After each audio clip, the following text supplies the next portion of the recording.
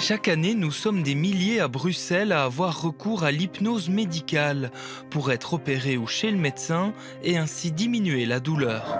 Et vous respirez un air particulièrement efficace, particulièrement vivifiant. Des techniques de soins qui se développent dans la plupart des hôpitaux de la capitale, dans divers services. L'avantage premier, c'est d'éviter l'anesthésie générale, d'éviter les drogues d'anesthésie, un meilleur réveil, une meilleure récupération. Modèle en la matière, nous nous sommes glissés une journée aux cliniques universitaires Saint-Luc pour connaître les secrets de l'hypnose médicale, ce voyage de l'âme. Ça va ? Un peu stressé, moi aussi. Non, c'est pas vrai. Ça va mieux du coup. Non, ça va pas. Moment de détente, quelques minutes avant l'opération de cette patiente. Sans que le mot n'ait vraiment été prononcé, son anesthésiste teste certaines techniques d'hypnose, ici une forme légère de la communication thérapeutique. Où est-ce que vous voudriez être pour le moment ? Ça veut dire quoi ? Ailleurs qu'ici. Chez moi à la maison avec mes enfants. Ce que vous pouvez faire, juste pour pouvoir y aller, c'est laisser le corps se détendre. Peut-être laisser les paupières s'abaisser sur le regard et retrouver le confort de votre maison. J'essaye déjà d'installer du confort pour que dans la suite, j'ai déjà des petites pistes pour réussir à l'envoyer dans un endroit plus agréable qu'ici, ou en tout cas pouvoir suggérer que le reste confortable. Une fois que vous avez retrouvé le confort de votre maison, peut-être entendre les voix de vos enfants qui jouent. Et on peut observer les enfants qui sont en train de vous chercher. Parfois c'est rigolo parce qu'ils cherchent dans des endroits où on ne penserait pas se cacher. Voilà. Oh là là, tout va bien. Parfois il y a des petits moustiques en été. Mais c'est pas grave, il suffit de les chasser, ils s'en vont. Et on peut continuer de profiter de choses. J'essaye d'intégrer l'idée qu'on va avoir un petit geste à quelque chose qu'elle pourrait avoir en vrai. Dans d'autres contextes, on peut utiliser d'autres choses et utiliser une autre image, voire une autre sensation pour essayer de masquer la sensation désagréable. Par exemple, rentrer dans la mer avec la fraîcheur de l'eau qui va venir masquer la fraîcheur de la désinfection. Voilà. On va se pencher sur le côté. Et cela pour permettre de mieux se remettre de son opération. Ici, cette bruxelloise en fin de grossesse doit subir un cerclage du col pour éviter un accouchement prématuré. Et cela uniquement via une anesthésie spinale et de l'hypnose, de quoi être sur pied plus rapidement. Son véhicule d'intervention sera différent. Et donc c'est ça qui est important aussi. Et donc le souvenir qu'elle en aura sera plus agréable. Et donc pour nous, ça facilite grandement les choses pour le suivi après. Souvent, l'indication de se faire avec hypnose est posée par le chirurgien.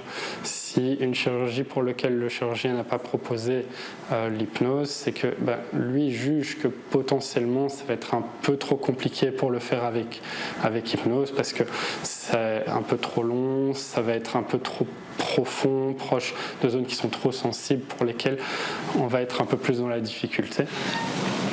Donc ici on va bientôt commencer. Si vous avez envie de retourner ailleurs qu'ici, vous pouvez retrouver soit votre terrasse ou bien votre logement, ou bien peut-être un autre endroit là où vous êtes confortable. Ici, il y avait quand même un stress de la part de la patiente, donc le but c'est que elle reste confortable pendant l'intervention pour que ce soit une condition optimale pour le chirurgien et que le patient reste confortable et que l'intervention se déroule bien. C'est vraiment le patient reste au centre. Donc là ça se termine. Ils sont en train de faire le nœud. Et puis une fois que c'est terminé, on va en salle de réveil et on attend que les jambes se récupèrent.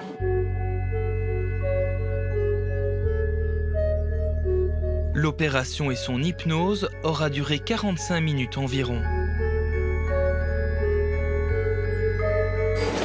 Bonjour pour le réveil. Salut. On peut aller où? C'était un cerclage. Ici au 8. Ok. Ça m'a aidé. Il m'a dit passe maintenant que vous êtes à la maison avec vos enfants, ça Vous va. sentiez vraiment à la maison? Oui, à la maison en fait. Donc ça m'a beaucoup aidé parce que je stresse beaucoup. Hein. Mais avec ça, je stressais un peu moins en fait. Et par exemple, quand il vous a fait une piqûre dans le dos, il parlait de moustiques. Est-ce qu'on arrive à totalement déconnecter du fait qu'on est à l'hôpital pendant une opération? Bon, là, je pensais toujours. Hein. Là, du côté là, je pensais toujours. Ouais. Aujourd'hui, presque tous les hôpitaux de la capitale pratiquent l'hypnose à leur échelle. Seul Bruckmann n'en propose pas, tandis que l'UZ n'a pas d'approche généralisée de l'hypnose. Et à l'hôpital militaire, une personne vient de commencer sa formation. L'hôpital Erasme la pratique depuis les années 90, alors que Saint-Luc l'introduit en 2005.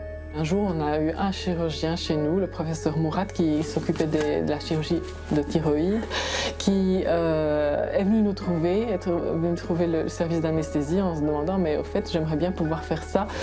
Surtout qu'il avait développé une technique mini-invasive d'opération de la thyroïde et donc il se dit mais pourquoi est-ce qu'on ne ferait pas aussi l'anesthésie mini-invasive? Suivent ensuite d'autres hôpitaux de la capitale, comme l'hôpital des enfants en 2011, Saint-Pierre en 2014, ou plus récemment les cliniques de l'Europe et la clinique Saint-Jean. Il a quand même fait une grosse hypo, et donc on voulait que ce soit stable. Oui. Mais ici on est bon, donc Vous le faites quand vous voulez. pour nous c'est bon, on peut y aller. Pour beaucoup d'hôpitaux, l'hypnose est surtout pratiquée au bloc, aussi lors d'anesthésie générale, comme ici pour ce patient. Voici nos appartements. Voilà. Qu'est-ce qui vous plairait de faire aux Caraïbes? La pêche. La pêche? Et vous vous installez quoi? Sur un petit bateau de pêche ou sur le sable fin? Au soleil. Au soleil. Installé au soleil avec la canne à pêche, un horizon d'un bleu profond qui s'étend devant vous.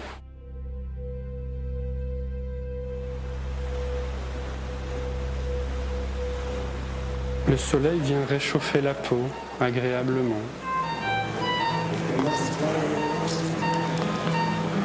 Peut-être que cette chaleur va s'installer au niveau des jambes, puis au niveau des bras. Vous sentez cette chaleur agréable? Et il ne tient qu'à vous d'aller récupérer le poisson qui mord à l'hameçon.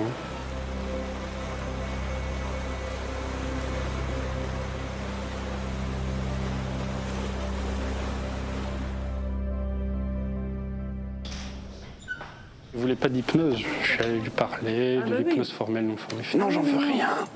Et puis donc, je lui ai expliqué tout seul quoi.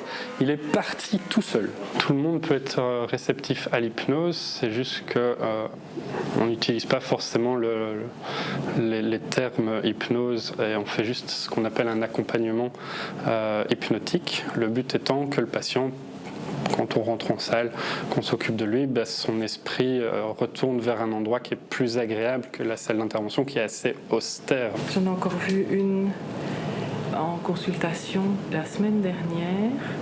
C'est pour une tumorectomie de sein et elle voulait absolument l'hypnose.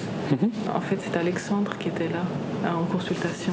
Ça a commencé en fait au quartier opératoire pour des interventions chirurgicales et puis petit à petit en fait on a été appelé avec ma collègue Christine, on a été appelé dans les étages et puis à un moment donné on s'est dit mais il faut faire quelque chose parce que nous on peut plus suivre et alors on a commencé à former donc des infirmières, d'autres médecins aussi pour qu'ils prennent un peu le relais dans les différents services. Hello. Hello, hello. Ça va, tu viens me raconter? Oui, je te raconte un peu. En obstétrique, par exemple, cette sage-femme pratique l'hypnose pour des accouchements et leur préparation. Cet après-midi, j'attends une patiente qui est presque à son terme de grossesse. Donc le terme est prévu pour demain. Et donc elle vient faire une dernière séance, voilà, pour bien ancrer un petit peu sa pratique de l'hypnose et faire qu'elle soit au plus proche et au plus près de la naissance. Comment allez-vous? Très bien, merci. On va rentrer. Hein. Voilà. Ok. Et là encore, c'est une plage que cette patiente a choisie pour s'évader au fil des mots. La mer, un son qui berce, un peu comme la respiration qui berce. Voilà, continuez d'être là-bas, je vais déposer ma main. Ok, je dépose ma main. Continuez d'étendre votre endroit, voilà, base, laissez capter par la sensation, bien rester à distance. Plus vous vous éloignez, et plus l'analgésie augmente. L'exercice du jour, simuler la douleur d'une contraction. Une contraction, ça va vite, ça dure 1 minute, et puis un temps de repos. Et donc, c'est de pouvoir un peu rythmer, entrer en hypnose, en ressortir quand la femme se sent apaisée, reposée. Mais y replonger très vite dès que la contraction recommence. Voilà, donc la femme peut utiliser l'outil qu'on lui a appris pour le faire elle-même. Voilà, ne gardez que les sensations utiles. Pour vous et l'arrivée du bébé, mais rien d'autre. Absolument rien d'autre. C'est une démarche que j'ai faite parce que mon premier accouchement a été assez traumatique. Je l'ai très mal vécu, ça s'est mal passé et en plus de ça je l'ai mal vécu. Et donc je voulais avoir des outils cette fois-ci en plus à ma disposition pour mieux vivre l'accouchement. Voilà, prendre le temps de quitter votre endroit, mais vous savez qu'il va encore continuer à s'aménager, à se renforcer pour vous entourer, pour vous protéger. Quelques jours après notre tournage, Agnès a donné la vie à une petite Flavia. Un accouchement où elle aura utilisé l'hypnose tout au long du travail, comme prévu lors de sa préparation.